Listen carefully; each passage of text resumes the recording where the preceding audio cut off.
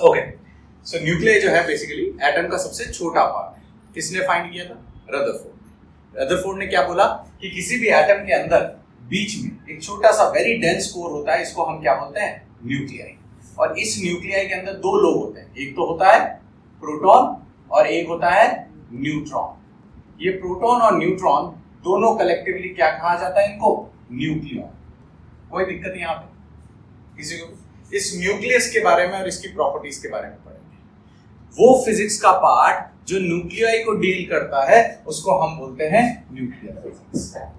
Higher studies में हम nuclear physics के बारे में भी एक डिफरेंट सब्जेक्ट है और ये करंटली रिसर्च इसमें बहुत सारा चल रहा है।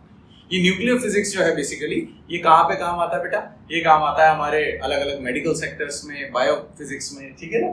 तो उसमें हम अभी जाएंगे नहीं, हम उतना ही पोर्शन करेंगे जितना हमारे बोर्ड में रिक्वायर्ड है, ठीक है? So let's start with some basic definitions, ठीक है? सबसे पहला डेफिनेशन जो आपको अभी कॉपी में लिखना है, ठीक है? पहला डेफिनेशन क्या है? Definition of nucleus. सर ये न्यूक्लियस क्या होता है? The nucleus is the centre of an atom. Atom का सबसे सेंट्रल पार्ट है। It is 1 lakh times. तो अगर कुछ बुक्स ऐसे लिखती हैं, कुछ बुक्स ऐसे लिखती हैं, आपको कंफ्यूज नहीं होना, 10 to the power 5 times. So it is 10 to the power 5 times smaller than the size of an atom. मतलब अगर ये रूम जो है, अगर ये पूरा का पूरा एक एटम है बेटा, तो इस पेन की टिप जो होगी उससे भी छोटा, उतना छोटा न्यूक्लियस है, ठीक है ना? अगर ये रूम को हम पूरे का पूरे रूम को क्या मान रहे हैं? एटम मान रहे हैं, तो जो पेन की टिप होगी वो क्या होगा? न्यूक्लियस। इतना छोटा न्यूक्लियस होता है और उस इतनी छोटी सी जगह में क्या होता है हमारे पास? प्रोटॉन्स और न्यूट्रॉन्स होता है, इतनी छोटी सी जगह। सर बाकी खाली जगह में क्या होता है? जितना रूम की जगह उसमें इलेक्ट्रॉन्स घूम रहे होते हैं, ठीक है? सो प्रोटॉन्स एंड न्यूट्रॉन्स जो है they are surrounded by electron cloud. ये वर्ड क्या है? ये क्लाउड होता है, बहुत बड़ा एक इलेक्ट्रॉन का क्लाउड होता है जिसके जो प्रोटॉन और न्यूट्रॉन के चारों तरफ घूमता है। कोई दिक्कत है यहाँ पे? आया सब कुछ समझ में? चलो तो पहले तो ये डेफिनेशन लिख लो, उसके बाद हम बढ़ेंगे न्यूक्लियॉन्स की तरफ। यहाँ पे न्यूक्लियस जो है वो एटम का सेंटर होता है और ये 1 लाख गुना छोटा होता है और इसके दो पार्ट होते हैं, प्रोटॉन और न्यूट्रॉन। सर क्या प्रोटॉन और न्यूट्रॉन भी किसी चीज से बने? बिल्कुल, वो भी बने हुए हैं क्वार्क से। हम लोग क्वार्क्स के बारे में नहीं जाएंगे, वो स्टैंडर्ड मॉडल, एक मॉडल है फिजिक्स का, उसके अंदर अलग अलग तरीके के क्वार्क्स पड़ते हैं, तो उसमें हम लोग अभी डिस्कस नहीं करेंगे।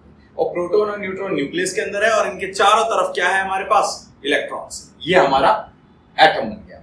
अब प्रोटॉन और न्यूट्रॉन जो है इनका एक कलेक्टिव वर्ड है न्यूक्लियॉन्स। मतलब जब भी अगर आपको न्यूक्लियॉन्स बोला जाए तो इसका मतलब ये नहीं कि सिर्फ प्रोटॉन, और न्यूक्लियॉन्स का मतलब ये नहीं कि सिर्फ प्रोटॉन और neutron, it's both collectively. Nucleons मतलब न्यूक्लियाई का पार्ट क्या है? प्रोटॉन और न्यूट्रॉन। क्लियर है ये बात? आगे बढ़ते हैं। Almost all of the mass in an atom is made up of proton और न्यूट्रॉन। पूरा का पूरा एटम का मास कौन दे रहे हैं? प्रोटॉन और न्यूट्रॉन देते हैं। क्या इलेक्ट्रॉन कंट्रीब्यूट करता है? नहीं, बहुत कम, निग्लिजिबल कंट्रीब्यूट करता है। मोस्टली प्रोटॉन्स और न्यूट्रॉन्स जो है वो पूरा का पूरा मास कंट्रीब्यूट करते हैं, ठीक है? So in the nucleus with a very small contribution is given by electrons. कोई डाउट है यहाँ पे? आया समझ में? चलो बढ़ते हैं आगे। बिल्कुल सिंपल चैप्टर है, ज्यादा इसमें कुछ उल्टा सीधा है नहीं। अब आ जाते हैं कि सर ये प्रोटॉन और न्यूट्रॉन अगर मास दे रहे हैं तो कितना मास दे रहे हैं? तो अगर हमको याद रखना है तो हमको ये दोनों चीज याद रखनी पड़ेगी कि मास ऑफ प्रोटॉन जो है वो 10 to the power -27 kg में है। लेकिन इस चैप्टर में kg तो काम आएगा ही, एक नया मास का यूनिट काम आएगा जिसको बोलते हैं AMU, एटॉमिक मास यूनिट। अब ये AMU जो है अगर आप ध्यान से देखो kg में, ये भी 1.6 × 10⁻27 kg है। किसका? प्रोटॉन का मास। और न्यूट्रॉन का मास भी 1.6 × 10⁻27 kg, दोनों बराबर है, ठीक है? किसमें? kg में प्रोटॉन और न्यूट्रॉन का मास दोनों बराबर है, कोई चेंजेस नहीं आता है। लेकिन ये जो यूनिट है इसमें ये आपको क्लियरली दिख रहा है कि मास ऑफ प्रोटॉन और mass of neutron slightly very करते हैं, दोनों अलग अलग हैं। ये डिफरेंशिएट करते हैं कि न्यूट्रॉन और प्रोटॉन अलग अलग हैं थोड़े से, इसका मास इसके मास से अलग है। क्लियर है ये बात? वो किसमें दिखता है हमको? AMU में, एटॉमिक मास यूनिट, ठीक है? So neutrons have no charge, very important part. Neutrons जो है वो न्यूट्रल होते हैं, प्रोटॉन जो है पॉजिटिवली चार्ज होते हैं। तो कितना चार्ज होता है प्रोटॉन पे? तो मैं यहाँ लिख देता हूँ, चार्ज ऑन प्रोटॉन हमने फर्स्ट चैप्टर में पढ़ेंगे 1.6 × 10 to the power -19 कूलम। ये चार्ज है प्रोटॉन का। सर न्यूट्रॉन के ऊपर चार्ज क्या है? कोई चार्ज नहीं है, ये न्यूट्रल है। मतलब ये इलेक्ट्रिक मैग्नेटिक फील्ड से अफेक्ट नहीं होते हैं neutrons, but protons they are affected by the external electric field. So neutrons have no charge and protons have positively charged. Because the nucleus is only made up of proton and neutron, it is positively charged. क्योंकि nucleus में सिर्फ proton और neutron ही है, neutron के पास कोई charge नहीं है, लेकिन प्रोटॉन के पास कैसा चार्ज है? पॉजिटिव चार्ज, इसलिए न्यूक्लियस का ओवरऑल चार्ज क्या होगा? पॉजिटिव। कोई दिक्कत है यहाँ पे? इसमें ये कॉपी कर लो।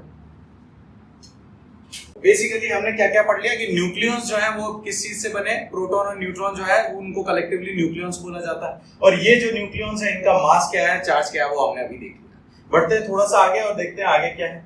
सो आगे हमारे पास आता है न्यूट्रॉन। अब थोड़ा सा डिस्कस कर लेते हैं न्यूट्रॉन के बारे में।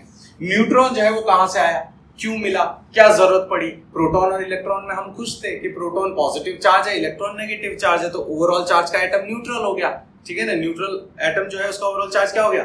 न्यूट्रल। बट न्यूट्रॉन्स की जरूरत क्या पड़ी? तो हमने देखा कि कुछ एलिमेंट्स, जैसे कि बात कर ले यहाँ पे protium, deuterium and tritium, hydrogen के कुछ एलिमेंट आइसोटोप्स है। अभी I will explain what is isotope. H11, H12, H13, तीनों में ध्यान से समझना बिकॉज ये इंपॉर्टेंट कॉन्सेप्ट है न्यूट्रॉन का। ठीक है ना, तो हमने पाया कि नेचर में हाइड्रोजन 3 फॉर्म में प्रेजेंट है। ठीक है, पहले वाले में कितने इलेक्ट्रॉन है? सर इलेक्ट्रॉन तो 1 ही होना चाहिए। क्यों 1 होना चाहिए? अगर इलेक्ट्रॉन 1 से ज्यादा हुए तो ये हाइड्रोजन कहां कहलाएगा? अकॉर्डिंग टू केमिस्ट्री अगर 2 हो गए इलेक्ट्रॉन तो वो तो हीलियम हो गया, 3 हो गए इलेक्ट्रॉन तो वो लिथियम हो गया। तो हाइड्रोजन को हाइड्रोजन क्यों मानते हैं? क्योंकि उसके अंदर एक ही इलेक्ट्रॉन है, सिंगल इलेक्ट्रॉन सिस्टम है। तो इलेक्ट्रॉन यहाँ पे 1 है। अच्छा ये भी सर हाइड्रोजन है, बिल्कुल, तो यहाँ भी इलेक्ट्रॉन 1 है। ये भी हाइड्रोजन है, बिल्कुल, तो यहाँ भी इलेक्ट्रॉन 1 है। अगर इलेक्ट्रॉन 1 है तो इलेक्ट्रॉन का चार्ज क्या होता है? सर चार्ज होता है नेगेटिव। और अगर चार्ज नेगेटिव है तो इस चार्ज को बराबर कंपनसेट करने के लिए हमको चार्ज कितना चाहिए? पॉजिटिव, 1। तो एक प्रोटॉन है हमारे पास, इधर भी प्रोटॉन को 1 होना चाहिए, इधर भी प्रोटॉन को 1 होना चाहिए। तो यहां से एटम की न्यूट्रलिटी तो प्रूव हो गई कि एक इलेक्ट्रॉन है तीनों में और एक प्रोटॉन है तीनों में। लेकिन फिर भी हमने देखा कि 2 तरह के ऐसे हाइड्रोजन है जो थोड़े भारी हैं, उनके आइसोटोप अवेलेबल है। सर ये आइसोटोप क्या होता है, उस पर फोकस करता है। तो किसी भी एलिमेंट X, कोई भी एलिमेंट पीरियोडिक टेबल का X है, इसको यहाँ पे लिखा जाता है Z। Z is known as atomic number. क्या बोलते हैं हम इसको? Atomic number. सर ये एटॉमिक नंबर हमको क्या बताता है? ये एटॉमिक नंबर हमको बताता है कि उस एटम का नंबर ऑफ इलेक्ट्रॉन्स कितना है, या फिर बोल दो नंबर ऑफ प्रोटॉन्स कितना है, क्योंकि नंबर ऑफ इलेक्ट्रॉन्स और नंबर ऑफ प्रोटॉन्स बराबर होते हैं। कोई दिक्कत है यहाँ पे? तो एटॉमिक नंबर क्या बता रहा है किसी भी एलिमेंट का? Number of electrons. So H11 में इलेक्ट्रॉन कितने हैं? 1। So atomic number 1। यहाँ एटॉमिक नंबर 1, यहाँ एटॉमिक नंबर 1। कोई दिक्कत है यहाँ पे? ठीक है। ऊपर एक नंबर लिखा जाता है, इसको बोलते हैं A।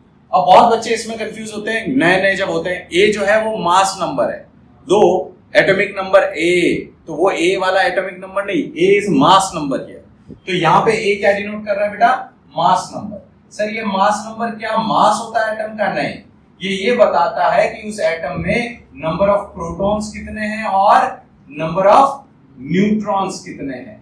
ध्यान से समझना, नंबर ऑफ प्रोटॉन्स कितने हैं और नंबर ऑफ न्यूट्रॉन्स कितने, इन दोनों की संख्या, total amount, that is your मास। कोई दिक्कत है यहाँ पे? तो यहाँ पे बेटा पहले वाले हाइड्रोजन में एटॉमिक नंबर कितना है, जल्दी से देख के बताओ? 1। और मास नंबर कितना है? वो भी 1। यहाँ पे एटॉमिक नंबर कितना है बेटा? 1 और मास नंबर 2। अभी बात करेंगे इसके बारे में। इधर हाइड्रोजन का कितना एटॉमिक नंबर? 1 और मास नंबर 3। मतलब यहाँ पे एक चीज फिक्स्ड है, सब में इलेक्ट्रॉन और प्रोटॉन की संख्या बराबर है। लेकिन यहाँ पे क्योंकि ये दोनों सेम है, let's subtract this with this, ये आपको न्यूट्रॉन की संख्या देगा। तो न्यूट्रॉन यहाँ पे क्या हो जाएगा? 1 - 1 0। यहाँ न्यूट्रॉन एक एक्स्ट्रा है तो 2 - 1 1, और यहाँ 3 - 1 नंबर ऑफ न्यूट्रॉन्स इज 2। या ऐसे सिंपली बोल दो कि सर आपने बोला मास नंबर प्रोटॉन और न्यूट्रॉन का सम है, तो 1 + 0 कितना हो गया? What is 1 + 0? 1। ये मास नंबर आ गया। 1 + 1 2, ये आ गया मास नंबर, और 2 + 1 3, ये आ गया हमारा mass number. So sum of protons plus neutron is known as mass number. कोई दिक्कत है इसमें?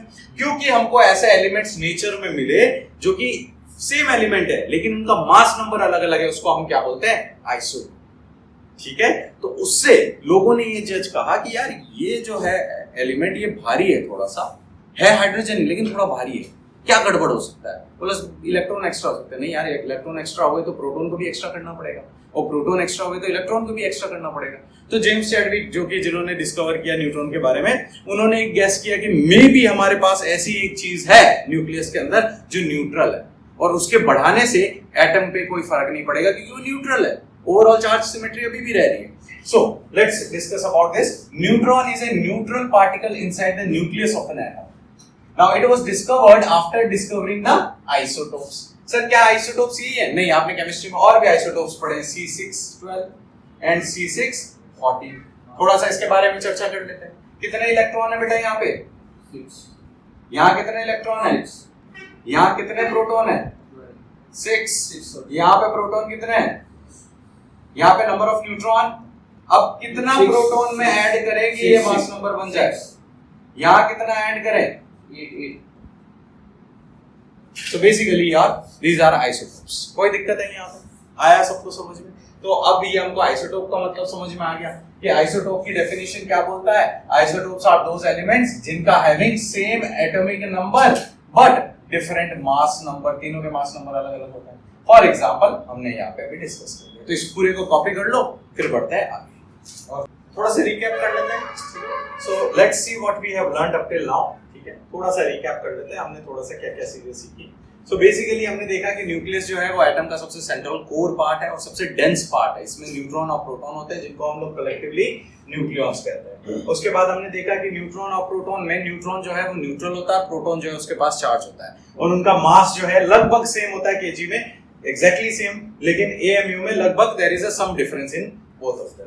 फिर हमको पता चला कि एक जो न्यूट्रॉन है उसकी जरूरत क्यों हुई. न्यूट्रॉन के बिना भी तो काम चल सकता था, लेकिन आइसोटोप की वजह से हमको पता चला कि न्यूट्रॉन जैसी चीज होनी चाहिए, तभी आइसोटोप एग्जिस्ट करेंगे नेचर में, नहीं तो नहीं करेंगे. चलते हैं थोड़ा सा आगे और देखते हैं हमारा next part, that is size of the nucleus. कि भाई न्यूक्लियस का साइज कैसे पता करें. अब देखो बहुत सारे बच्चे क्योंकि पहली बार एटम बोलते हैं, न्यूक्लियस बोलते हैं, तो वो सोचते हैं कि क्या पता सारी चीजों के अंदर एक छोटा सा कमरा है और उस कमरे की साइज को हम लोग बोलते हैं साइज ऑफ एन एटम, या फिर उस एटम के अंदर एक छोटा सा रूम है, उस रूम को बोलते हैं हम साइज ऑफ अ न्यूक्लियस. ऐसा नहीं है. क्या हो रहा है कि जैसे कि एक आदमी यहाँ पे खड़ा है सपोज, तो ये एरिया वो कवर जो कर रहा है इसको हम लोग बोलेंगे साइज. ठीक है भाई. अगर हमारे पास 10 लोग खड़े हुए हैं, जैसे 1 2 3 4 5 6 7 8 9 10, तो एक इमेजिनरी बाउंड्री इनके चारों तरफ, इसको हम क्या बोलेंगे? न्यूक्लियस की साइज या इन लोगों की क्राउड की साइज. ठीक है, क्योंकि वहां एक्चुअली कोई रूम या बाउंड्री नहीं है. जो हमारे न्यूट्रॉन्स और प्रोटॉन्स जो साथ में बंधे हुए हैं, क्यों बंधे हुए हैं वो आगे देखेंगे. उनके इमेजिनरी चारों तरफ एक बाउंड्री है, उसको हम लोग क्या बोल रहे हैं? न्यूक्लियस. कि भाई ये साइज है न्यूक्लियस का. ठीक है, तो ऐसा नहीं कि वहां कोई कमरा बना हुआ है. तो जितने ज्यादा प्रोटॉन्स और न्यूट्रॉन होंगे उतनी ज्यादा साइज बड़ी होगी. भाई अगर 10 लोग हैं तो एरिया ज्यादा कवर करेंगे. एक क्राउड है, 1000 लोग इकट्ठा हुए हैं, तो क्या होगा? जगह और ज्यादा गिरेगी. क्लियर. तो बेसिकली हम लोग यहाँ पे क्या बोल सकते हैं कि वॉल्यूम किसके ऊपर डिपेंड कर रहा है? मास नंबर पे. सर ऐसा क्यों? क्योंकि mass number of protons plus neutrons होता है. तो ज्यादा प्रोटॉन और न्यूट्रॉन होंगे किसी भी न्यूक्लियस के अंदर, उसका वॉल्यूम उतना ही ज्यादा होगा. अभी मैंने थोड़ी देर पहले यही समझाया भीड़ के हिसाब से. जितनी ज्यादा भीड़ होगी हमको उतना बड़ा स्टेडियम एक्वायर करना पड़ेगा. जितनी छोटी भीड़ होगी, जितने कम लोग होंगे, हमें उतना छोटा रूम एक्वायर करना पड़ेगा. ठीक है. अब रूम जो है उसकी दीवारें तो रिजिड है, लेकिन न्यूक्लियस की दीवारें कोई रिजिड नहीं होती. जितने लोग हैं उनके चारों तरफ का इमेजिनरी बाउंड्री को हम लोग न्यूक्लियस बोल रहे हैं. Clear. So larger will be the mass number. ज्यादा लोग होंगे प्रोटॉन और न्यूट्रॉन, उतना ज्यादा वॉल्यूम होगा. और वॉल्यूम हमने मान लिया कि एक परफेक्टली स्फेरिकल होता है. सर मानते क्यों? क्या एक्चुअली स्फेरिकल नहीं होता? वो आप लोग हायर स्टडीज में देखेंगे. अभी के लिए हम क्या मान लेते हैं? ये परफेक्टली स्फीयर है. हम बोलेंगे कि प्रोटॉन और न्यूट्रॉन बिलियर्ड्स की या टेनिस बॉल की तरह है, आपस में बंधे हुए हैं. ये एक बूंदी का लड्डू है. ठीक है. इस बूंदी के लड्डू वाला एग्जांपल याद रखना, वापस आगे काम आएगा हमारे पास. तो एक बूंदी का लड्डू है जिसमें छोटी छोटी बूंदी जो है वो स्टिक हो रखी है. ठीक है भाई. अब उसका लड्डू का जो साइज है वो नंबर ऑफ बूंदी पे डिपेंड करेगा.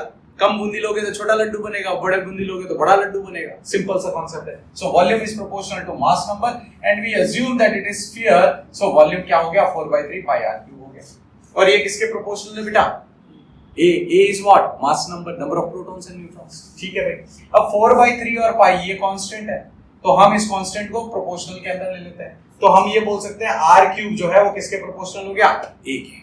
And when you take this cube on the other side, you get a very important relation जो कि क्या है? a की पावर 1/3. ठीक है भाई. सर पावर 1/3 मतलब cube root. So r equal to r nought a की पावर 1/3. सर ये r नॉट क्या है? ये हमारे पास एक फिक्स्ड वैल्यू. अच्छा बात करते हैं प्रोटियम की. 2 मिनट पहले प्रोटियम के बारे में हमने डिस्कस किया था. प्रोटियम का मास नंबर कितना होता है?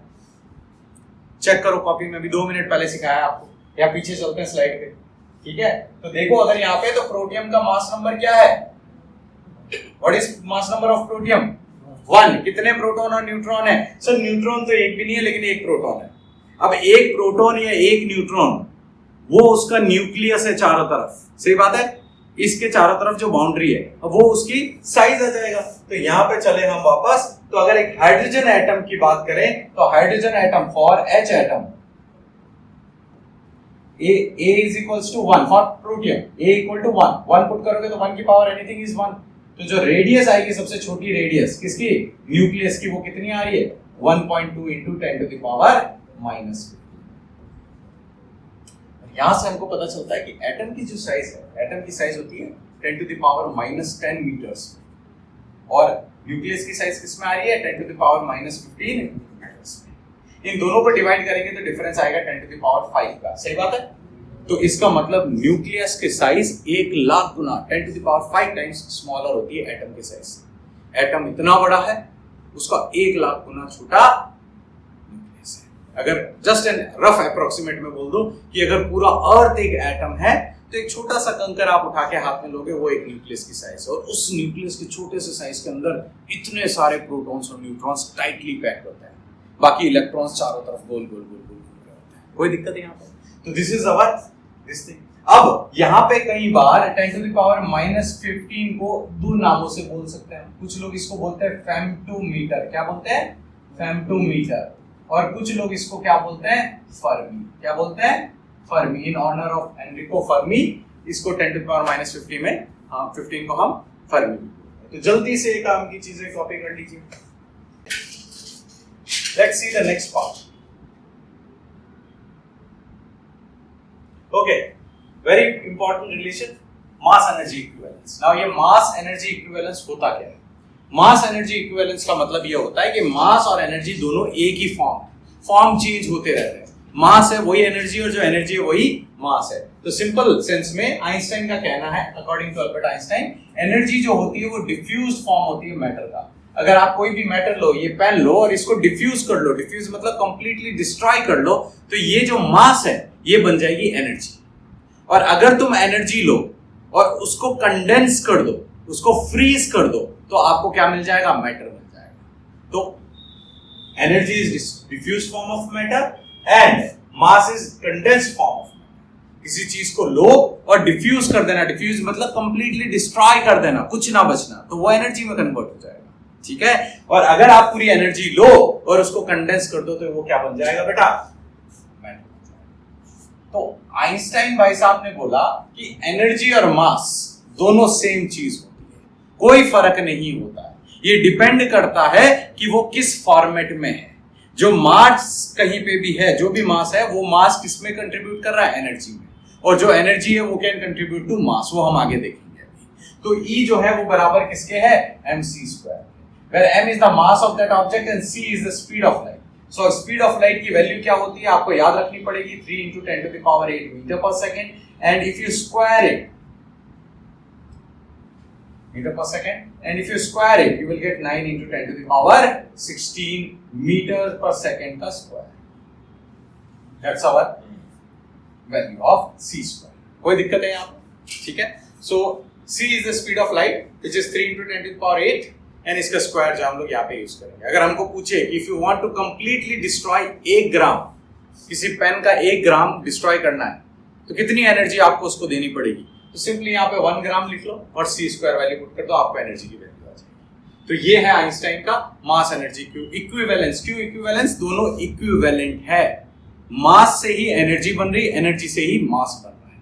मास को डिस्ट्रॉय करो, एनर्जी मिल जाएगी। Examples atom bomb, hydrogen bomb, ठीक है, और उनको कंडेंस करो, मास मिल जाएगा। तो सर ऐसा जादू हो सकता है क्या कि किसी ने एटम बम फेंका और मैंने आगे से ऐसा कोई मशीन फेंका जिससे क्या हो जाएगा, वो बॉम्ब की जो एनर्जी है वो वापस हम मास में ले आए। अब वहां उसके लिए आपको मूवीज का कॉन्सेप्ट लगता है। जैसे इसका एक सिंपल सा एग्जांपल आपको याद दिलाता हूं, थैनोस, हाथ में था उसके कुछ infinity stones. What were those infinity stones, they were masses, और उस मास के अंदर क्या थी, एनर्जी, ठीक है। तो अगर आप लास्ट सीन याद है आपको इन्फिनिटी वॉर्स का, ठीक है ना, इन्फिनिटी वॉर्स, जब वो मारते हैं सब उसको, ठीक है ना, अकेले के ऊपर अटैक करते हैं तो वो चुटकी बजाता है, सारा डिस्ट्रक्शन वापस आके नॉर्मल हो जाता है, टाइम को रिवर्स करता है, ठीक है ना। तो उसमें बहुत सारी अदर थियोरीज हैं, वो थोड़ा सा हाइपोथेटिकल है, काफी हाइपोथेटिकल है, but still just to give you an idea कि भाई मास और एनर्जी दोनों इक्विवेलेंट है। वो स्टोन्स जो हैं दे आर इन्फिनिटी स्टोन, वो प्रूफ है, they are not real, but movie में अगर आप सोचे तो वो इन्फिनिटी स्टोन का कॉन्सेप्ट है वो सेम है। स्टोन्स जो है वो मास है, मैटर है, उनके अंदर क्या है, एनर्जी है, आपने उस एनर्जी को कंडेंस्ड फॉर्म में डाल रखा है इसके अंदर, क्लियर है। और अगर आप उन स्टोन्स को डिस्ट्रॉय करोगे, किया था उसने डिस्ट्रॉय, बिल्कुल, कौन सी सीरीज में, कौन सी मूवी में, एंड गेम में। एंड गेम का स्टार्टिंग पार्ट में क्या हो रहा था, जैसे ही उसने डिस्ट्रॉय किया, हाउ एवेंजर्स को कैसे पता चला कि वो भाई इन्फिनिटी स्टोन बर्बाद हुए हैं, somebody from the team said कि अगर उसने डिस्ट्रॉय किया होगा तो उसका इतना खतरनाक एक्सप्लोजन होगा जैसे कि सुपरनोवा हुआ है गैलेक्सी के अंदर या यूनिवर्स के अंदर, उससे उसको पकड़ा गया कि अच्छा वहां पे इतना खतरनाक एक्सप्लोजन हुआ था, फिर वो लोग वहां जाते हैं, and then whatever this happened. तो ये जो चीज है that arise from this Einstein's mass. So कितना ब्यूटीफुली उन्होंने उसके अंदर यूज किया, ठीक है। जल्दी से इसको कॉपी करो, फिर बढ़ते हैं। चलो let's see the next part. So mass defect, इसके बारे में थोड़ा सा चर्चा कर लेते हैं। इसको सिंपल केस से समझते हैं कि हमारे पास एक प्रॉब्लम थी शुरू में जब न्यूक्लियर फिजिक्स इवॉल्व हो रहा था, और ये मेजर प्रॉब्लम थी मास डिफेक्ट, जो लोगों को समझ में नहीं आ रही थी उससे।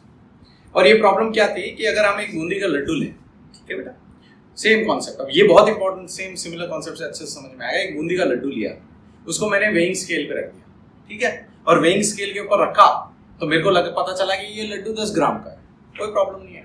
मैंने फिर किसी से बोला कि एक काम करते हैं, थोड़ा सा कुछ स्लाइटली चेंज करते हैं, जो इसमें कितनी बूंदी लगी इस 10 ग्राम में, लेट्स सपोज 50 छोटी छोटी बूंदी लगी, इन बूंदी को पकड़ो और इन बूंदी को ग्राम में इसका मास निकालो।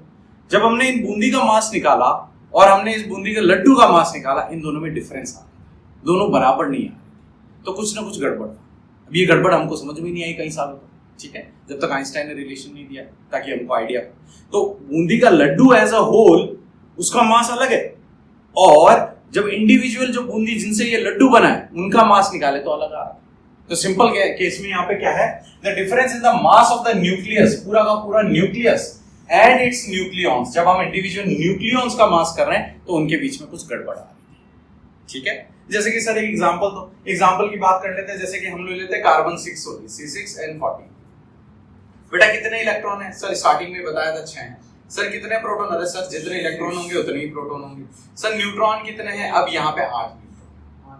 अब मैं बात कर रहा हूँ न्यूक्लियस की, तो मैं इलेक्ट्रॉन को भूल जाता हूँ, मैं सिर्फ फोकस करता हूँ प्रोटॉन और न्यूट्रॉन पे, और मैं बोलता हूँ कि इन 6 प्रोटॉन को अगर 1.67 into 10 to the power -27 kg जो कि मास ऑफ प्रोटॉन है, प्लस 8 न्यूट्रॉन को इसके मास से 1.6 into 10 raised to -27 kg, इससे मल्टीप्लाई करके अगर हम ऐड करें दोनों को, this is the total mass of 6 proton, this is the total mass of 8 neutron. तो ये दोनों ऐड करने पे हमको क्या देना चाहिए, न्यूक्लियस का मास देना चाहिए। क्या हमने यहाँ पे कोई एक्सपेरिमेंट किया अभी निकालने में? नहीं सर, आप तो लेक्चर दे रहे हो, आप कहाँ एक्सपेरिमेंट कर रहे हो? आपने तो ये वैल्यू जो आपको पता थी इससे मल्टीप्लाई किया, आपने वैल्यू निकाली। तो ये जो वैल्यू है, जब हमने एक्सपेरिमेंट किया इस सेम कार्बन का C614 का, इसके ऊपर एक्सपेरिमेंट करके इसका मास निकालने की कोशिश की, तो वो मास इस टोटल मास से मैच नहीं कर रहा, गड़बड़ा। इस गड़बड़ को हमने क्या नाम दिया, मास डिफेक्ट। क्या बोला हमने इसको, मास में कुछ गड़बड़, मास डिफेक्ट, कॉमन सेंस का वर्ड है, मास डिफेक्ट, भाई मास में गड़बड़ है। अब इसी चीज को जो मैंने यहाँ पे लिखा है, उन्होंने फॉर्मूले में लिख दिया। समझते हैं इस फॉर्मूले को कि ये 6 क्या है बेटा, जल्दी से मेरे को बताओ। अभी बताया था मैंने, इलेक्ट्रॉन यहाँ पे 6 है, प्रोटॉन यहाँ पे 6 है, और न्यूट्रॉन यहाँ पे 8 है। तो ये 6 क्या है जिसको मैं मल्टीप्लाई कर रहा हूँ, प्रोटॉन की संख्या है। प्रोटॉन की संख्या क्या होता है, एटॉमिक नंबर। तो ये जो है आपका प्रोटॉनों की संख्या हो गई, amount of number of protons. Number of proton को मैं मास ऑफ प्रोटॉन से मल्टीप्लाई करूंगा तो टोटल मास आ जाएगा कंट्रीब्यूटेड बाय प्रोटॉन। कोई दिक्कत आई इस पहले वाले टर्म में? अब यहाँ पे बेटा मास नंबर कितना है इसका, 14। इस 14 में से 6 को माइनस करूंगा तो क्या मिलेगा, न्यूट्रॉन की संख्या मिलेगी, नंबर ऑफ न्यूट्रॉन। तो A - Z ये नंबर ऑफ न्यूट्रॉन्स हो गए। मैं यहाँ पे ऊपर लिख देता हूँ ताकि आप लोग कंफ्यूज ना हो, और अच्छे से इसको कॉपी में भी नोट्स बनाते हुए लिखो कि ये हमारे हो गए नंबर ऑफ प्रोटॉन, ये हो गए हमारे नंबर ऑफ प्रोटॉन। और ये हो गया हमारा मास ऑफ प्रोटॉन। तो अगर नंबर ऑफ प्रोटॉन को मास ऑफ प्रोटॉन से मल्टीप्लाई करेंगे तो टोटल मास आ जाएगा। यहां पे ये किसकी संख्या है? नंबर ऑफ न्यूट्रॉन की। और नंबर ऑफ न्यूट्रॉन को अगर हम मास ऑफ न्यूट्रॉन से मल्टीप्लाई करें तो हमें क्या मिल जाएगा बेटा? टोटल न्यूट्रॉन का मास। इन दोनों को जोड़ेंगे तो ये थ्योरेटिकल मास मिल जाएगा न्यूक्लियस का। थ्योरेटिकल मतलब कि आपने कोई एक्सपेरिमेंट नहीं किया, आपने सिंपली वैल्यूज पुट की और आंसर निकाल दिया। जब हमने एक्सपेरिमेंट किया तो जो हमको मास मिला उसको बोलेंगे हम एक्सपेरिमेंटल मास। ये जो एक्सपेरिमेंटल मास है न्यूक्लियस का, ये थ्योरेटिकल मास को मैच नहीं कर रहा। अगर मैच करता तो माइनस करने पे 0 आना चाहिए था, बट गड़बड़ा, कुछ वैल्यू एक्स्ट्रा। कि कौन है इस वैल्यू के पीछे वो हम आगे चर्चा करेंगे। तो मास डिफेक्ट क्या होता है? Difference in the mass of a nucleus and its nucleus is called as mass defect. ठीक है, और इसके ऊपर न्यूमेरिकल्स काफी पूछे जाते हैं, हम न्यूमेरिकल्स करेंगे एट द एंड। ठीक है ना? So we will do next lecture में। तो हमें क्लियर हो गया कि भाई मास डिफेक्ट होता क्या है। ठीक है ना? तो मास डिफेक्ट बेसिकली इस डिफरेंस को बोल रहे हैं। अब इस मास डिफेक्ट का सॉल्यूशन क्या निकला? क्योंकि लोगों को ये प्रॉब्लम तो आ गई, ठीक है ना, काफी सालों तक कि मास डिफेक्ट आ रहा है भाई सारे के सारे एलिमेंट्स में जो भी पीरियोडिक टेबल में है। अब इस मास डिफेक्ट का सॉल्यूशन क्या है? देन वी रियलाइज कि आइंस्टाइन ने जो बात कही थी वो बिल्कुल सही है। आइंस्टाइन ने कहा था कि मास ही एनर्जी और एनर्जी ही मास है। अगर इस कॉन्सेप्ट को हम यहां पे लगाएं तो हम ये बोल सकते हैं कि ये जो एक्स्ट्रा मास आ रहा है, ये एक्स्ट्रा मास या जो डिफेक्ट आ रहा है, ये डिफेक्ट किसकी वजह से आ रहा है? इस कॉन्सेप्ट की वजह से, जिसको हम बोलते हैं बाइंडिंग एनर्जी। मतलब सिंपल सरल भाषा में, जो बूंदी का लड्डू आपने रखा था और जो आपने बूंदी रखी थी, उनके बीच में मास का डिफेक्ट क्यों आ रहा है? डिफरेंस क्योंकि सर जब आप बूंदी से बूंदी का लड्डू बना रहे हो, आप चाशनी भी तो यूज कर रहे हो। आप जब चाशनी यूज कर रहे हो तो उस चाशनी का मास क्यों नहीं ऐड कर रहे हो? क्योंकि वो चाशनी उसको बाइंड करके रख रही है। तो बाइंडिंग एनर्जी एक ऐसी एनर्जी है, वो क्या करती है? न्यूक्लियस के अंदर न्यूक्लियॉन्स को बाइंड करके रखती है। तो जब आप मास ले रहे हो, आप तो सिर्फ न्यूक्लियॉन्स का ले रहे हो, प्रोटॉन और न्यूट्रॉन का ले रहे हो। एक ऐसी एनर्जी भी तो है जो इनको बाइंड करके रख रही है। इसको हमने नाम दिया बाइंडिंग एनर्जी। अब ये एक ऐसी डेफिनेशन है जो इसमें से दोनों में से आप बोर्ड एग्जाम में कोई भी लिख सकते हो, कोई ज्यादा फर्क नहीं पड़ेगा। ठीक है ना? दोनों पे ही आपको नंबर मिलेंगे। एक ही लिखनी है, एक ही लिखनी है, कोई भी लिखो, दोनों सेम ही मीनिंग है। मतलब बाइंडिंग, दोनों पे चर्चा करते हैं। Binding energy can be defined as minimum amount of energy required to bind the nucleus of a nuclei together. मैंने यही चीज बताई आपको कि किसी भी दो न्यूक्लियॉन को साथ में बाइंड करने के लिए कितनी एनर्जी चाहिए, उसको क्या बोलते हैं हम? Binding energy. और ऐसी चीज को हम यहां पे बोल देते हैं कि binding energy is the minimum amount of energy required to separate two nucleons of a nuclei at an infinite distance apart. मतलब कि भाई अगर दो लोग हैं, उनकी दोस्ती जितनी गहरी होगी उसको तोड़ना उतना ही मुश्किल होगा। सही बात है? और जितनी कम बॉन्डिंग होगी, जितनी कम बाइंडिंग एनर्जी है, उनको तोड़ना उतना ही आसान होगा। तो जितनी एनर्जी उनको जोड़ने में लग रही है आपकी, उतनी एनर्जी तोड़ने में लग रही है। Clear it is? So binding energy can be defined as minimum energy जिससे न्यूक्लियॉन्स को आप बाइंड कर सकते हो या उनको सेपरेट कर सकते हो। दोनों में से एक डेफिनेशन लिखना है, दोनों मिक्स करके कुछ गड़बड़ मत करना। बाइंडिंग एनर्जी का फॉर्मूला यहां ध्यान दो सब। EB, this suffix B stands for binding energy। तो पिछली बार 2 स्लाइड पीछे हमने आइंस्टाइन के रिलेशन में पढ़ा था कि एनर्जी होता है mc²। यहाँ पे ये m की जगह हमने डाल दिया mass defect delta m। Delta m क्या है? Mass defect. सर ये मास डिफेक्ट कहाँ पढ़ा था हमने? जस्ट इसके पीछे वाली स्लाइड में डेल्टा m। इसको अगर मैं c² से मल्टीप्लाई करूं, जैसे कि आइंस्टाइन ने बोला कि अगर तुम मास को c² से मल्टीप्लाई करोगे तुम्हें क्या मिल जाएगी? एनर्जी। तो अगर मैं इस मास डिफेक्ट को c² से मल्टीप्लाई करूं तो मुझे क्या मिल जाएगा? उस न्यूक्लियाई की बाइंडिंग एनर्जी मिल जाएगी। क्लियर है? और अब remaining chapter will focus on this binding energy. जल्दी से इसको कॉपी कर लो, डेफिनेशन बहुत इंपॉर्टेंट है। कई बार exam. Let's see the next one, that is our binding energy per nucleon. Sir ये बाइंडिंग एनर्जी पर न्यूक्लियॉन क्या होता है? बात कर लेते हैं इसमें। देखो बाइंडिंग एनर्जी जो है ये बताती है कि पूरे के पूरे न्यूक्लियस के अंदर सारे के सारे न्यूक्लियॉन्स को बाइंड करने में कितनी एनर्जी लगती है। ठीक है? पर बाइंडिंग एनर्जी पर न्यूक्लियॉन, ठीक है, इसका सिंपल सा एग्जांपल देखते हैं कि अगर मैं, मेरे सामने 10 लोग बैठे हुए और मैंने 50 चॉकलेट बांटी है, तो 50 chocolates is the total chocolate. हर एक इंसान को कितनी मिलेगी अगर मैं बराबर बांट रहा हूं? 5। कैसे निकाला? सर 50 डिवाइडेड बाई 10, तो अगर एनर्जी EBN या EB जो हमने पिछले केस में पढ़ा, ये बाइंडिंग एनर्जी है पूरे न्यूक्लियस की, तो इसको अगर मैं मास नंबर से डिवाइड कर दूं, नंबर ऑफ प्रोटॉन और नंबर ऑफ न्यूट्रॉन से डिवाइड कर दूं, तो मुझे हर एक की इंडिविजुअल बाइंडिंग एनर्जी मिल जाएगी। इसको बोलते हैं binding energy per. The binding energy per nucleon EBN is the ratio of total binding energy of a nucleus to the number of nucleons A। तो अगर आप बाइंडिंग एनर्जी को मास नंबर से divide कर दो तो आपको इंडिविजुअल पता चल जाएगा कि बाइंडिंग एनर्जी पर न्यूक्लियन, हर एक न्यूक्लियन को कितनी मिली। या सिंपल भाषा में 50 चॉकलेट थे, 10 लोग थे, what is the amount of chocolate पर पर्सन गेटिंग? पर पर्सन गेटिंग मतलब 50 divided by 10। So total energy divided by mass number, that will give you binding energy per nucleon.